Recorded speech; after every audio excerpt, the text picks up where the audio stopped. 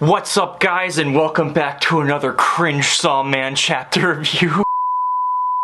In today's video, we're gonna spend pretty much most of the time talking about the elephant in the room, but we're also gonna be talking about the story and world-building implications of this chapter. But before any of that, class is once again in session. I've linked a poll at the top of the description of this video where you guys can vote on what grade you think this chapter of Chainsaw Man should get: A, B, C, D, and F. And in next week's review video, we'll go over the overall GPA for this chapter as well as some of your comments on this video down below. Speaking of which, let's just quickly go over your guys' thoughts on chapter 98. I'm gonna keep it real with you guys. I haven't taken a math class in like 7 years, so it took me quite a while to calculate the overall GPA from the votes you guys gave. I think there was something like almost 200 votes anyway, so in the end I just took the number out of 100 and divided it by 100, whatever. You guys understand if you've taken a math class before. And it gave us an overall chapter GPA of 3.88, which basically means, yeah, you guys liked the chapter. I did too. But aside from the chapter GPA, let's just look at some of your guys' comments as well. My boy Salad hit us in the comments with, Fujimoto really hit us with the most Fujimoto beginning chapter imaginable and I'm loving it. I can't wait to see what wild ride of emotion he sends us on this time. Also, we need Bucky to be alive. This is a demand. Incredibly well put, my friend. It would actually be really funny if Bucky kept appearing like Kenny from South Park and he just dies every chapter. Obviously, he doesn't appear in this new chapter, but you know, it's always a possibility. Devils always die in real life and die in hell and come back, whatever. We don't know, he could come back. Next up, my boy KOTS from Twitter says, imagine Kishibe is the mayor. This is in reference to the fact that Mitaka said that the mayor of their town that they live in has a DUI. It would be absolutely hilarious if this is the case because we all know that Kishibe is a raging alcoholic. So I really hope that that's the truth, and if Kishibe doesn't show up at all, this is at least my headcanon. Trueheart says he needs my hoodie right now. I'm actually wearing my Reze shirt as well today. I'll probably wear all of my Chainsaw Man swag on Chainsaw Man chapter review days in a celebratory fashion. Yeah, if you like these clothes, these are the Glam X Chainsaw Man collaboration. I got these off of Bai. I'm certain you can find them somewhere. They might still be for sale, or you can find them in the secondhand market. Just a warning, they're a little expensive. And finally, someone you don't know says, the War Fiend is a member of the Four Horsemen, which Makima is also a member of. The War Devil has a similar eye as Makima, probably a signature of their alliance. So yes, I didn't talk about this in the previous chapter review video. I'm probably the only Chainsaw Man chapter review YouTuber that didn't talk about this, but essentially there is a theory that is pretty much confirmed at this point that Makima and the War Devil are part of the Four Horsemen of the Apocalypse. Makima being control, or whatever the fuck it was.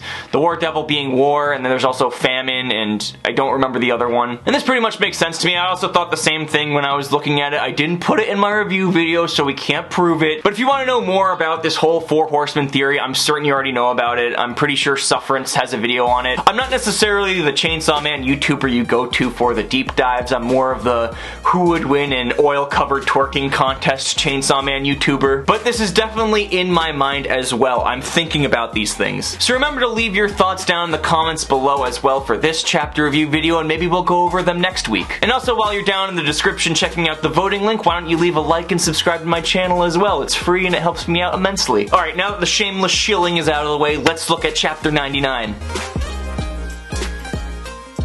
So I'm gonna do this a little differently this time. I'm pretty sure I spent about 95% of my last chapter review just summarizing the chapter and not really giving so much unique thoughts. I also used a lot of panels from the chapter, and I don't want to be hit with a takedown notice. I know a few YouTubers have been hit with that so far. So let's just keep this mostly conjecture, theories, opinions, and vibes. So the chapter begins, Mitaka wakes up alive in her room. She's like, oh my god, I survived this. It must have just been a dream.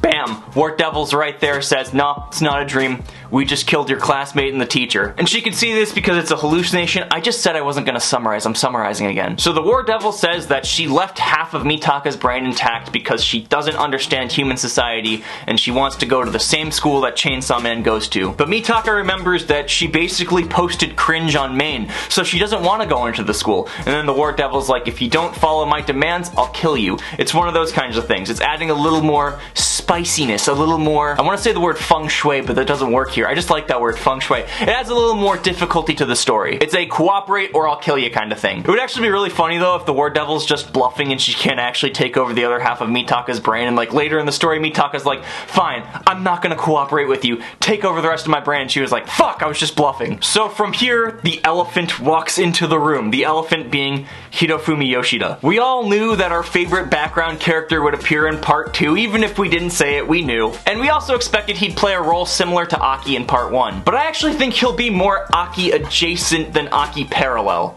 I'm not sure you follow me on that, but let me explain. Whereas Aki wore his convictions on his sleeve, he wants revenge, he hates devils, he hates fiends, he hates this world. He wants to kill the...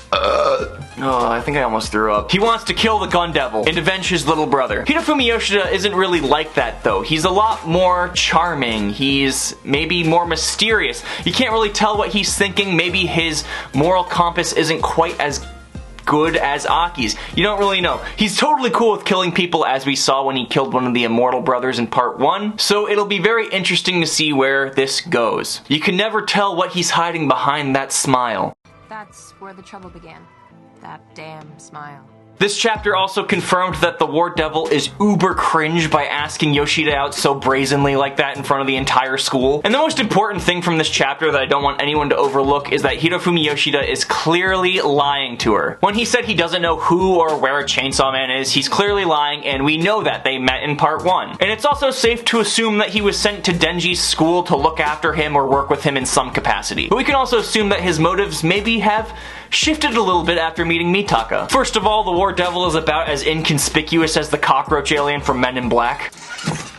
Sugar in water. You don't really have to be a devil hunter to notice when someone's personality does a complete 180 and literal scars appear across their face. You can also see that Yoshida notices that in a panel where he's like, oh, scars? Where did those come from? And it just happens that this fucking idiot blows her load in front of the scariest devil hunter in disguise in a 100-mile radius. Do you happen to know where I could find one Chainsaw Man? I had a friend accidentally sell drugs to a cop once, and they were way less fucked than Mitaka is right now. But this essentially put Mitaka on Yoshida's radar.